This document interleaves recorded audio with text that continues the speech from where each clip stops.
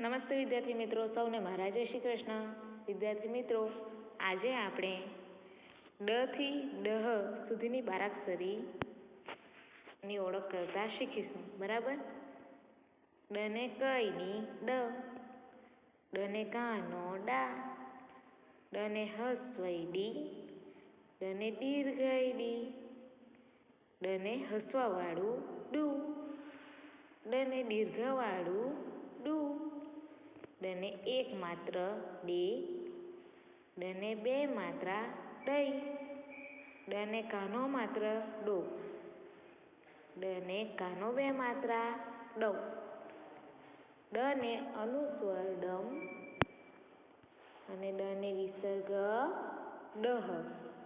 વિદ્યાર્થી મિત્રો, આ આપણી ડ થી ડહ સુધીની બારાક્ષરી છે. આપણે અગાઉ ક થી ઠ સુધીની બારાક્ષરી શીખ્યા છે, એનું પુનરાવર્તન પણ કર્યું છે અને તમે નોટબુકમાં પણ લખતા શીખ્યા છે. બરાબર?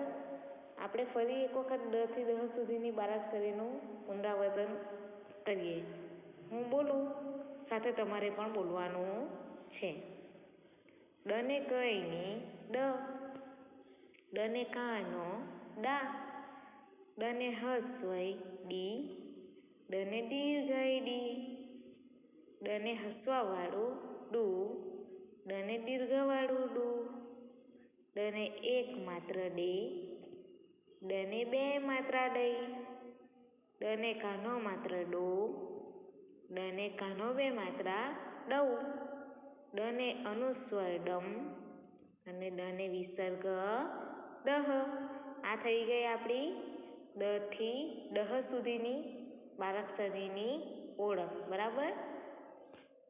આ બારાક્ષરી તમારે પણ યાદ રાખવાની છે અને નોટબુકમાં લખવાની છે.